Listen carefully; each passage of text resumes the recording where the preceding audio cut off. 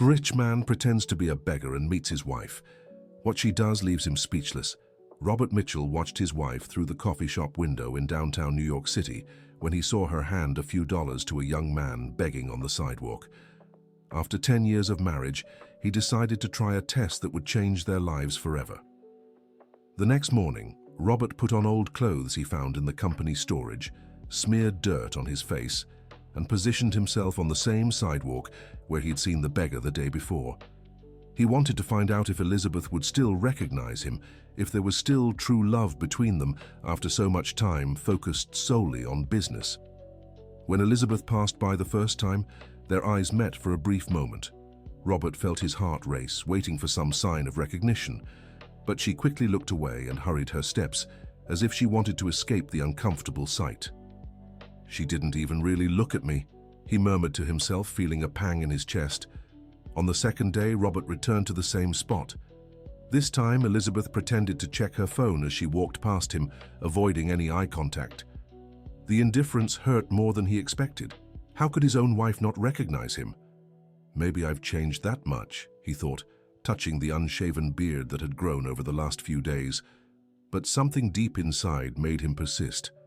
For an entire week, Robert kept up the charade. He woke before dawn, left through the back door, and spent the whole day sitting on that busy sidewalk, watching Elizabeth's routine. On the sixth attempt, something different happened. Elizabeth stopped right in front of him, her eyes locked onto his with an intensity that chilled him. For a few seconds, that felt like an eternity. She simply stared at him in silence. "I know who you are," she whispered so softly he almost didn't hear. Before Robert could react, Elizabeth dropped a small golden key at his feet. Without another word, she kept walking as if nothing had happened. Robert picked up the key with trembling hands. It was identical to the one from the apartment where they had lived early in their marriage in Greenwich Village, the same apartment they had sold 5 years ago when they moved to the mansion in the Upper East Side. Dear listener, if you're enjoying the story, don't forget to like and especially subscribe to the channel. It helps us a lot as we're just starting out. Now back to the story. Intrigued and confused, Robert decided to go to the old address. When he arrived at the familiar building, his legs shook. Elizabeth had secretly repurchased the property. How was this possible? With what money? The key opened the door as if it were yesterday. Inside the apartment, Robert was stunned. The place looked exactly as they had left it years ago. The same furniture, the same curtains, even the pictures on the walls were identical. On the tables, there were scattered photos of the two of them when they were young, when they smiled for real, when their eyes shone with happiness. There were also handwritten letters he had never seen before. Robert carefully picked up one of the letters. It was Elizabeth's handwriting, but addressed to no one. A letter never sent, where she poured out her loneliness in their marriage. "Dear Diary, I never had the courage to start," the first paragraph read. "I don't know who I am anymore. Robert is so distant, so obsessed with the company, that sometimes I feel invisible in my own home." Robert's hands trembled as he read those words.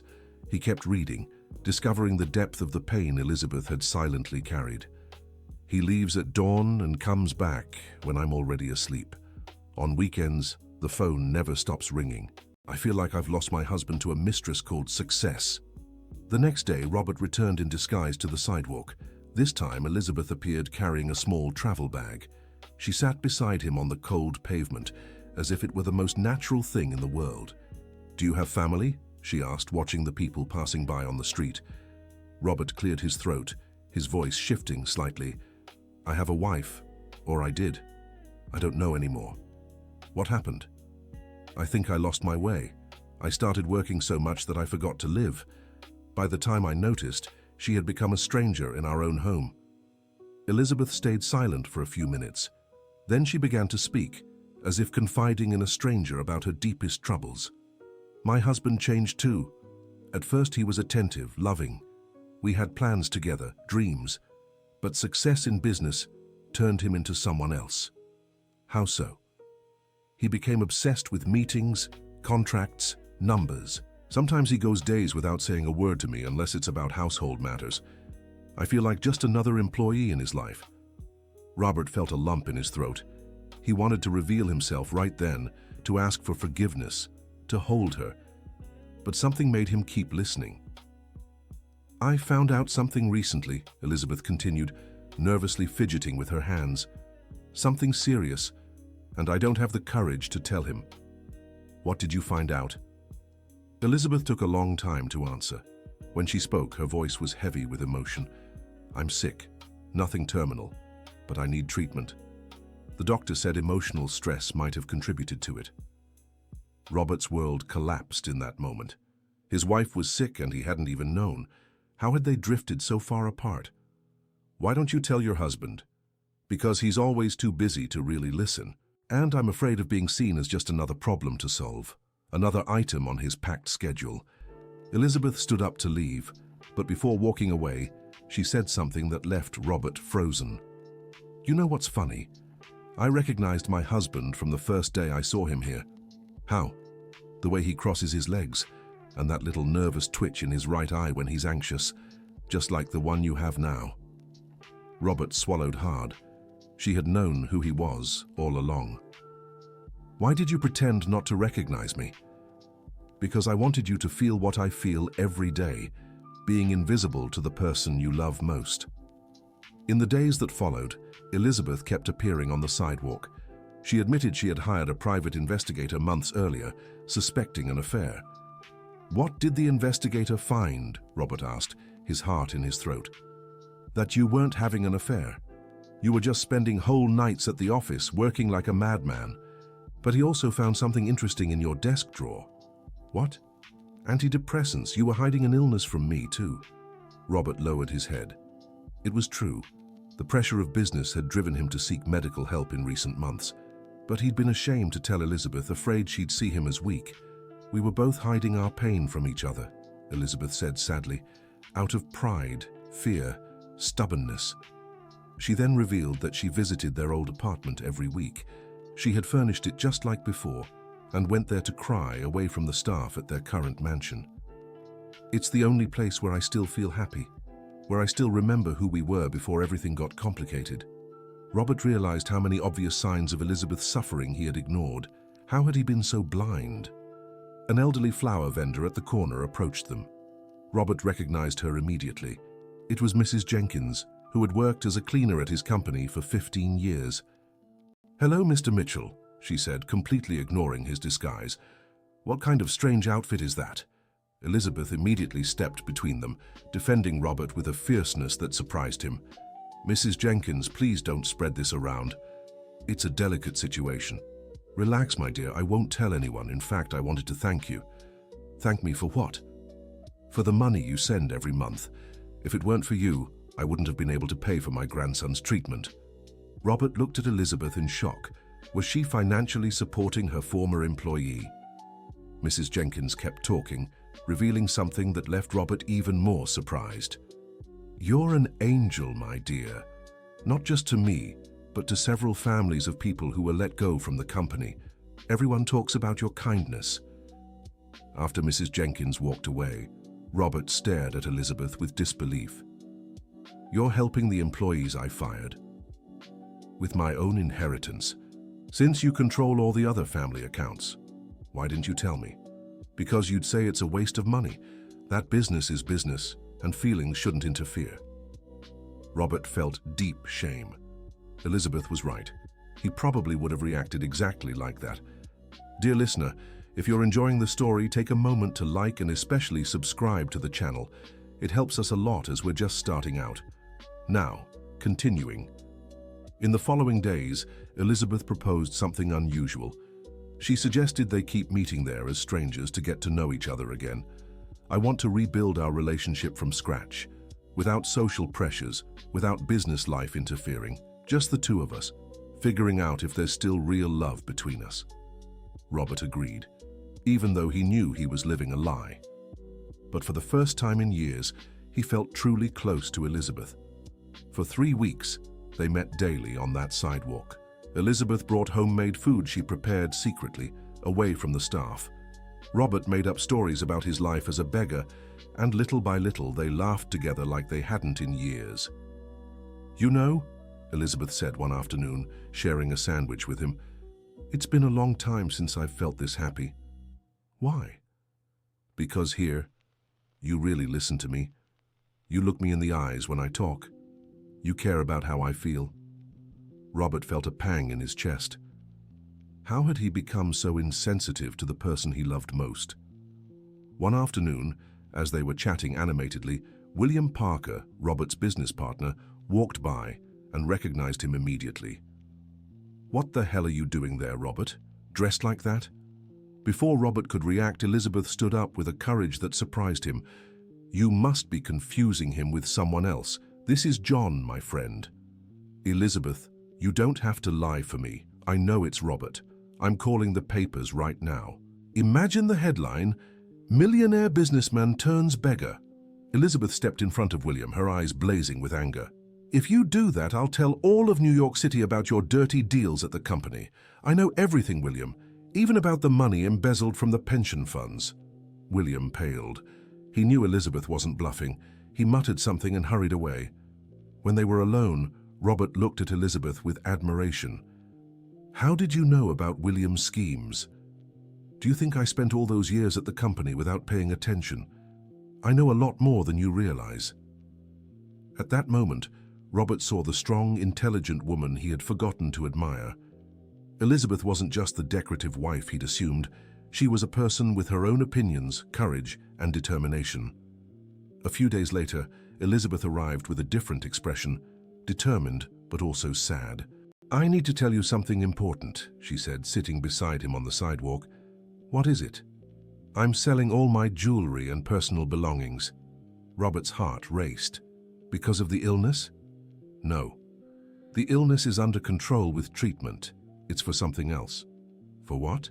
"I want to create a social reintegration project for people experiencing homelessness, provide job opportunities, temporary housing, psychological support." "And why didn't you ask for my help?"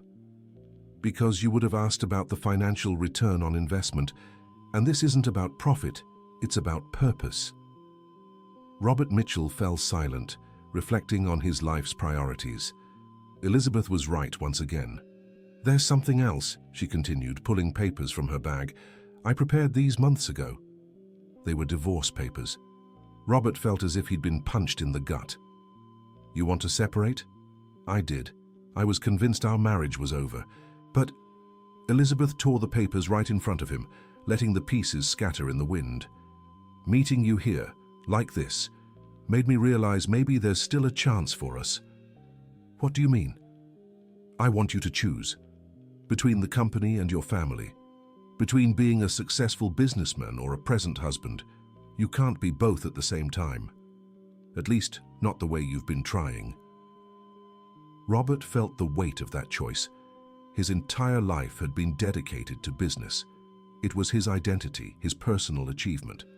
But was he willing to give it up for Elizabeth? "What if I choose family? Then we'll sell the mansion, move back to that simple apartment, and build a life based on what really matters. Time together, purposeful projects, true happiness." That night, Robert made a decision that would change everything. Without telling Elizabeth, he called his lawyer and began the process of selling his shares in the company. When they met the next morning, Elizabeth looked different. Her eyes shone in a special way. "Did something happen?" Robert asked.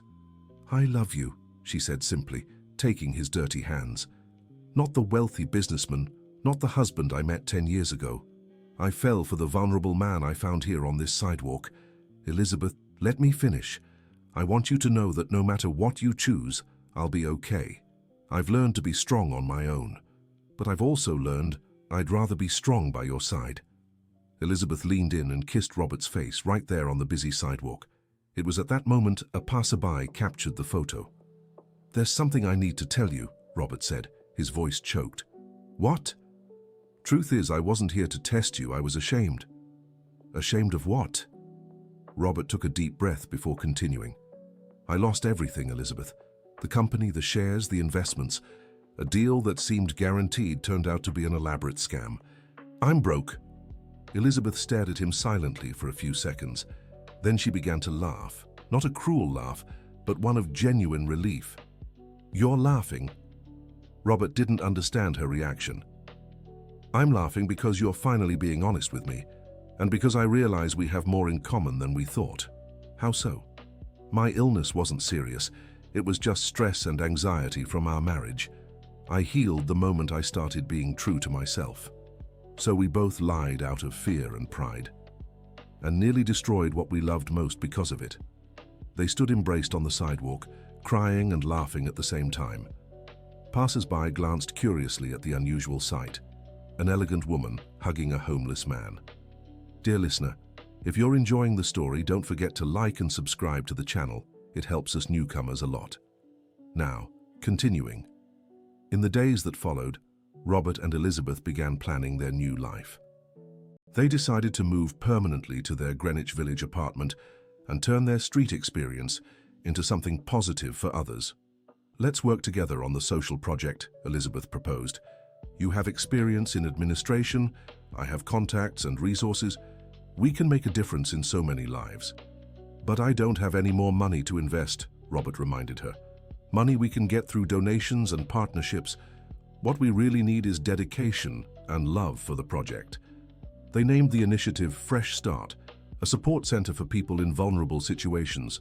The space would operate on the ground floor of a building Elizabeth managed to rent in downtown New York City. Robert was surprised by how well he adapted to this new reality. He woke up early, no longer for business meetings, but to prepare breakfast for the center's visitors. Elizabeth coordinated the professional training workshops. "You know," she said one morning while setting up the dining tables, "I've never felt so professionally fulfilled. Even though you're earning way less than what you used to spend just on clothes? Especially because of that, I've learned my happiness wasn't tied to what I had, but to what I could give." 3 months after the center opened, they received an unexpected visit. It was Mrs. Jenkins, the former employee who had found them on the sidewalk. "I came to offer my help here," she announced proudly. "But Mrs. Jenkins, you're at retirement age," Robert said. "That's exactly why I want to help. I have life experience.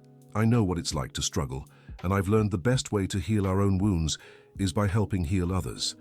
Mrs. Jenkins became one of the project's pillars. Her wisdom and charisma won over many who had been reluctant to accept help. One afternoon, William Parker, Robert's former business partner, showed up at the center with a corporate partnership proposal. "Robert, I have investors interested in funding this project. We could turn it into a national network." "I'm not interested, William, but think of the growth potential, the impact we could make." "The impact we want to make isn't measured in spreadsheet numbers. It's measured in lives changed, one at a time." William left frustrated, but Robert felt proud of his decision. He'd learned that not everything in life needed to be scalable or profitable to have value. A year later, the Fresh Start Center had become a local reference. More important than the numbers were the life stories transformed there every day. One afternoon, a young man who had once been a visitor returned to see them. He was well-dressed, healthy-looking, and smiling. "Mr. Mitchell, Mrs. Elizabeth, I came to tell you I got a steady job. And not just any job, one I'm proud to have." "That's wonderful, Kevin," Elizabeth said, moved. "Where will you be working?" "At a construction company building affordable housing. I'll help build homes for people who've been through the same struggles I have." Robert and Elizabeth exchanged emotional glances. This was exactly what they'd dreamed of. People not just overcoming hardship, but becoming agents of change for others. That evening at home, Elizabeth was making dinner when Robert came up behind her and hugged her. "What are you thinking about?" she asked. "I'm thinking about how much our lives have changed. 2 years ago, I barely looked at you during meals. Now I can't wait to get home to talk to you. And I could barely sleep from all the anxiety and sadness. Now I rest easy, knowing we're building something together. Do you regret anything?" Elizabeth turned in his arms and looked into his eyes. "I regret taking so long to be brave, to say what I felt, to take action. But I don't regret anything that happened after you sat on that sidewalk." "Neither do I. It was the best decision of my life." "You know what amazes me the most," Elizabeth continued. "How we discovered we were more alike than we ever imagined. We were both lost, both hiding our fears, both needing the courage to start over." A few months later, Robert had an idea. He wanted to do something special for Elizabeth. to celebrate the second anniversary of Fresh Start. Secretly, he organized a party downtown. He invited everyone who had been impacted by the project: participants, former participants, volunteers, partners. He also invited old friends of the couple, including some who had drifted away after their life change. A party, here downtown. Elizabeth was surprised when she arrived and saw the decorations. "I wanted to show you how rich our life has become. Truly rich, not in money." The party was moving. One by one, people stood up to share how Robert and Elizabeth's work had changed their lives. Stories of resilience, restored hope, and reclaimed dignity. At the end, Robert asked to speak. "2 years ago, I was a lost man. I had a lot of money, but I was poor in everything that truly matters. I'd been married for 8 years, but I didn't really know my wife. Today, I don't have even a tenth of what I once had in material wealth. But I'm richer than I ever dreamed I could be, because I've learned that true wealth lies in the relationships we build, the love we share, and the purpose we give our lives." Elizabeth cried as she listened, not tears of sadness, but of deep gratitude. "Elizabeth," Robert continued, "you saved me. Not just our marriage, but my soul. You taught me it's possible to start over at any age, that it's never too late to change the course of your life." That night, walking back home through the streets of Greenwich Village, Elizabeth held Robert's hand. "Do you remember what I said that first time we met on the sidewalk, that I wanted to fall in love again?" "I remember. Well, I did. I fell in love with the vulnerable, honest, and courageous man you became. And best of all, this time, it's forever." They stopped in front of their building, the same one where they'd been happy early in their marriage, where they'd found happiness again, but now in a deeper, truer way. "Robert," Elizabeth said, smiling at him, "thank you for having the courage to sit on that sidewalk. Thank you for having the courage to recognize me, even when I was unrecognizable." They walked upstairs hand in hand, knowing they'd found something more valuable than all the money in the world: a true love, built on a solid foundation of honesty, partnership, and shared purpose. 2 years had passed since that day on the sidewalk. The Fresh Start Center had become a model in New York City, not because it had grown in size, but because of its quality and impact. Every person who walked through its doors left not just with job opportunities, but with restored dignity and renewed hope. Robert never missed his days as a businessman. He'd discovered his true calling wasn't making money. It was making a difference. Elizabeth flourished every day, coordinating social projects with an energy and passion Robert hadn't seen in years. One morning, they received an unexpected letter. It was from a group of entrepreneurs who wanted to learn more about their work and possibly create similar projects in other cities. "What do you think?" Elizabeth asked, showing Robert the letter. "I think we can meet with them, but we'll make it clear our goal isn't growth for growth's sake. It's maintaining the quality of what we do. I agree, we don't want to become a social franchise. We want to inspire others to create their own projects, in their own way, to meet the needs of their communities." The meeting took place on a sunny afternoon downtown. The business people were impressed not only by the project's results, but by the genuine joy they saw on the faces of those who frequented the place. "You've achieved something very rare," remarked one of the businesswomen. "You've created an environment where people feel truly welcomed, not just served." "What's the secret?" asked another. Robert and Elizabeth exchanged glances. The answer was simple, yet profound. "The secret is treating every person as if they were family," Elizabeth replied. "No technique or methodology can replace genuine love for people. And also," Robert added, "it's important that those who are helping are also willing to be helped. We learn as much from the people we serve as we teach them." After the meeting, the business people left inspired.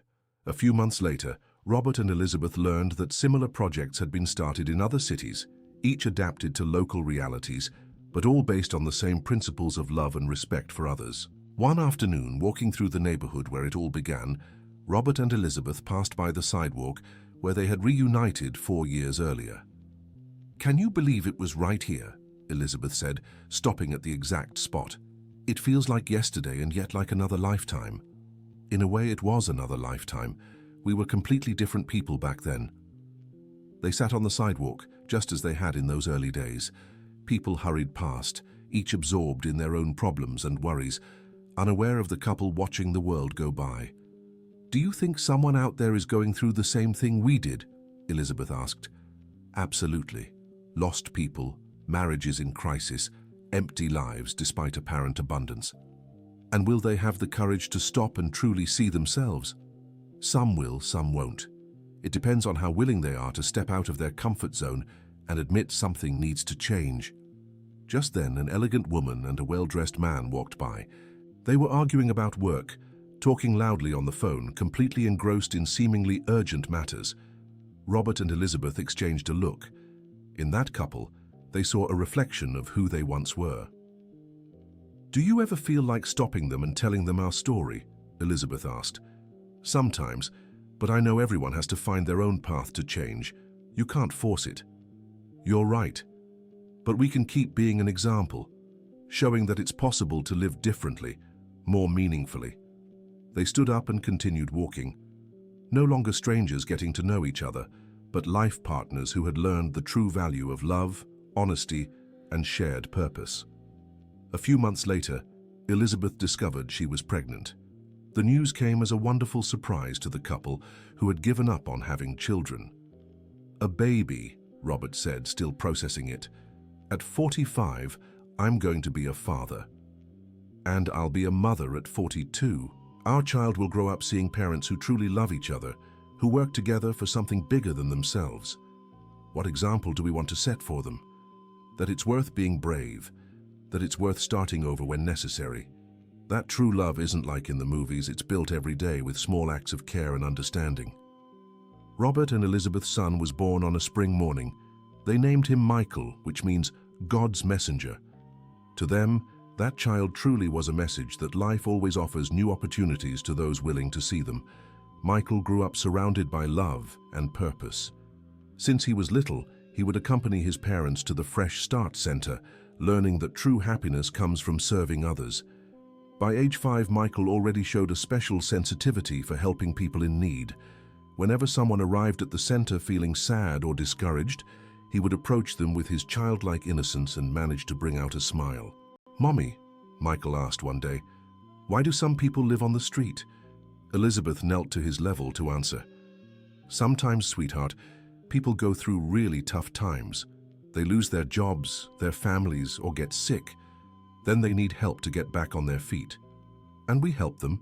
Yes, we do, but you know what's most important? We treat them with kindness, like their family, because everyone deserves to be treated with love." Like Daddy was when he pretended to live on the street, Robert, who had been listening, stepped closer with a smile. "Exactly, son. Your mom showed me love even when I was unrecognizable, and that changed my life forever." One evening, after Michael had gone to sleep, Robert and Elizabeth talked about their plans for the future. "Sometimes I wonder," Elizabeth said, "if we hadn't gone through that crisis, would we be better parents today?" "Why do you think that?" "Because we learned that the most important things in life can't be bought." Michael is growing up seeing parents who are devoted to each other and to a greater cause. That's a gift we never could have given him if we'd stayed the way we were before. That's true. And he's also learning that no one is disposable, that everyone deserves a second chance, and that real love is what stays even when everything seems lost. A few more years passed. Michael was 8 when something happened that would deeply mark the family. Mrs. Jenkins, who had become like a grandmother to Michael, fell ill. Despite her age, she insisted on continuing to work at the center. "Mrs. Jenkins," Robert said, "you need to rest. We'll take care of everything." "My dear, working here isn't work for me. It's my reason for living. As long as I can help even one person, I'll keep coming." Michael, who adored Mrs. Jenkins, grew very worried about her health. He started bringing her flowers every day, drawings he made at school, little handmade gifts. "Grandma Jenkins," he'd say affectionately, "what can I do to help you get better?" "You already are, my angel. Your kindness is the best medicine there is." Sadly, Mrs. Jenkins's condition worsened. One winter morning, she had a fall and was hospitalized. The doctors said she'd need to stay for a few weeks. Michael insisted on visiting her every day. At the hospital, he'd tell her about the center's activities, share stories from school, and crack jokes to make her smile. "You know, Michael," Mrs. Jenkins said during one visit, "you remind me so much of your father when he was a boy." "How so, Grandma?" "He also had a big heart, but for a long time he forgot about it. But a good heart always finds its way back to those who know how to look. And how do we look? By doing what you're doing now, caring for those in need, without expecting anything in return."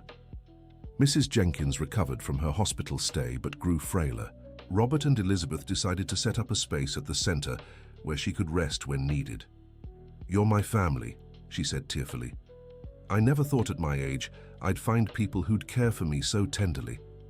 "You're our family too, Mrs. Jenkins," Elizabeth replied. "You were one of the first to believe in our mission." "And he taught me that life experience is the most valuable knowledge there is," added Robert. One afternoon, Michael was playing downtown when he saw two homeless young men arrive. They seemed wary, somewhat hostile, clearly unwilling to accept help. Without his parents noticing, Michael approached the boys. "Hi," he said simply. "Do you want to play with me?" The young men exchanged glances, surprised. They hadn't expected to be approached by a child. "We don't play, kid," one of them replied, a bit gruffly. "Everyone plays," Michael insisted. "Sometimes we just forget how." There was something in the child's sincerity that disarmed the young men's defenses. Gradually, they began talking to Michael, who spoke about the center as if it were the most natural thing in the world. "My parents work here," Michael explained. "They help people who need a fresh start." "And why do they do that?" one of the young men asked. "Because one day my dad needed help too, and my mom helped him. Then they realized helping others makes you truly happy." When Robert and Elizabeth noticed what was happening, they watched from a distance.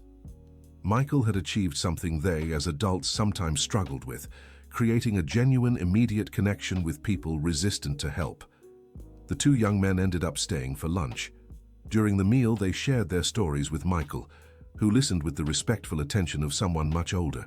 "You know," one of them later told Robert, "it's been a while since someone talked to me like I was a person. Your son has a special gift." "His gift is the same one we all have," Robert replied. "He just hasn't forgotten to use it." That experience made Robert and Elizabeth reflect on the center's future. Michael was growing up there, absorbing values of solidarity and compassion naturally. "Do you think he'll want to continue this work when he grows up?" Elizabeth asked. "I don't know, and I don't think we should pressure him to, but I'm sure whatever he chooses to do in life, he'll carry those values with him. That's what really matters. It's not about him doing exactly what we do, but about him being a good person who cares about others." Years passed. Michael became a teenager and began showing interest in studying psychology. He said he wanted to better understand why some people overcome hardships while others don't. "Dad," he asked one day, "how did you manage to change so much?" Robert thought for a moment before answering. "I think change was only possible because I admitted I was wrong. And because I was lucky enough to find someone who didn't give up on me, even when I'd given up on myself. And if Mom had given up, I'd probably be in a very different place today, maybe still obsessed with money and success, or maybe completely lost. Your mother's love saved me. And was her love enough?